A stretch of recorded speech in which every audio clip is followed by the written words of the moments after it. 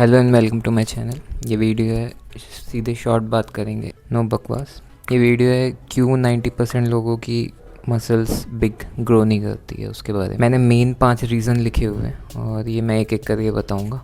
पाँचों के पाँचों इंपॉर्टेंट है, तो ध्यान से सुनना और इसको फॉलो करना। मैं कोई सर्टिफाइड कोच नहीं हूँ, मैं पहले बता दूँ, बट मैंने 8 से 10 साल से जिम कर रहा हूँ और मैंने जो भी एक्सपीरियंस किया, जो भी मैंने पढ़ा इसके बारे में, वीडियो से देख करके नॉलेज लिया बुक से, वो उसके बारे में बताऊंगा। सबसे पहला रीज़न है डाइट। जो घर वाले कहते हैं ना कि प्रोटीन नहीं खाओ, ये डब्बा नहीं खाओ, सबसे बढ़िया होती है घर की रोटी दाल सब्जी, ऐसा नहीं है।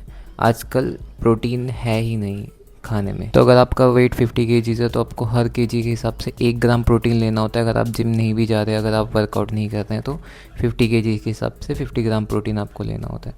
और अगर आप जिम हिट करते हैं और अगर आप वर्कआउट करते हैं रेगुलरली, तो ये 1.8 to 2 ग्राम हो जाता है पर किलो के हिसाब से। तो अगर आप 50 kg के हैं तो आपको 80 to 90 ग्राम प्रोटीन लेना होता है पर डे का। इसके लिए सबसे बढ़िया सोर्स होता है अभी के लिए वे प्रोटीन, पर अगर आप अच्छी कंपनी का ले रहे हैं तो ही। बेसिकली वे प्रोटीन दूध का ही बनता है। दूसरा आपको ज़रूरी होता है ओमेगा 3 फैटी एसिड्स, जो आप ओमेगा फ़िश ऑयल से ले सकते हैं। तीसरा ज़रूरी होता है विटामिन डी प्लस K2, वो उसकी मैंने वीडियो ऑलरेडी अपने चैनल पे डाल रखी है, वो आप ले सकते हैं। अगर आप नॉन वेजिटेरियन हैं तो पर डे के एग ले सकते हैं, आप चिकन ले सकते हैं। अगर आप वेजिटेरियन हैं तो आप चने ले सकते हैं, सोया चंक्स ले सकते हैं, पल्सेस दालें ले सकते हैं, टोफू ले सकते हैं, पनीर। पर आपको अपना प्रोटीन इंटेक पूरा करना होता है पर डे का, क्योंकि प्रोटीन इसलिए इंपॉर्टेंट है क्योंकि प्रोटीन ही बॉडी को ग्रो करने में हेल्प करता है। सेकंड रीज़न है अनहेल्थी डाइट। जैसे क्या खाना ज़रूरी है वैसे ही क्या नहीं खाना ज़रूरी है, वो भी बहुत इंपॉर्टेंट होता है। चिप्स, जो भी पैकेज वाली चीज़ें सारी बंद कर दो। पैकेज वाली चीज़ें कोई नहीं खानी, ठीक। बाहर का तला हुआ ज़्यादा नहीं खाना, ऑयली मतलब कभी कभी चलता है, 2 हफ्ते में 1 बार या 2 हफ्ते में 2 बार ज़्यादा से ज़्यादा। चीनी जितनी रिड्यूस कर सको उतनी रिड्यूस कर दो। मैंने 90% अपनी चीनी रिड्यूस कर दी है। पहले मैं चीनी 1 चम्मच डाल करके पीता था चाय में, अब मैं वो थोड़ी सी डालता हूँ, वो भी सिर्फ टेस्ट के लिए, वो भी मैं धीरे धीरे ख़त्म कर दूँगा। ओवर ईटिंग मत करो। जब लगता है आपको कि एक रोटी की भूख और है तो वहाँ पे रुक जाओ, ठीक है। थर्ड रीज़न है रेस्ट इज़ नॉट सफिशिएंट। कुछ लोग सोचते हैं कि मैं दिन में 2 बार जिम जाऊँगा या फिर पूरे हफ्ते जिम जाऊँगा और बढ़िया सी बॉडी बन जाएगी जल्दी, ऐसा नहीं होता है। आपकी बॉडी को रिकवर करने के लिए रेस्ट चाहिए ही होता है। तो मैं बेटर कंसिडर करता हूँ कि हफ्ते में 5 से 6 दिन आप वर्कआउट कर सकते हैं और एटलीस्ट 1 से 2 दिन आपको रेस्ट चाहिए होता है।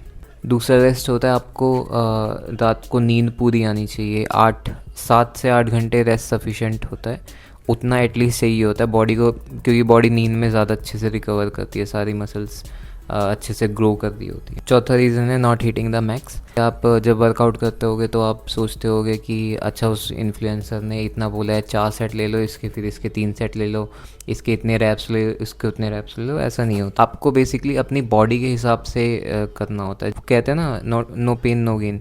तो जब तक आपकी बॉडी बर्न नहीं कर रही है, जब तक आपको लग नहीं रहा कि ये बिल्कुल हिट हो गया, अब इससे ज़्यादा नहीं उठेगा, अगर आप वो लेवल हिट नहीं करते हैं तो कोई फ़ायदा नहीं है। जब तक आपकी बॉडी फटेगी नहीं, आपके मसल्स फटेंगे नहीं, उसमें फिर प्रोटीन आप खाओगे, प्रोटीन उसमें भरेगा नहीं, तब तक वो बॉडी ग्रो करेगी ही नहीं।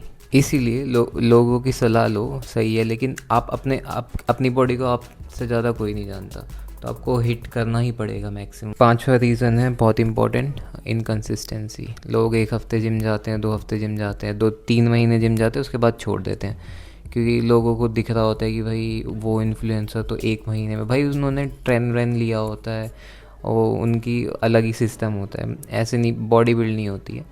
अब मेरे को इतना टाइम हो गया और मेरे को पता है कि कितना टाइम लगता है नेचुरली बॉडी बिल्डिंग करने में, नेचुरली बॉडी ग्रो करने में।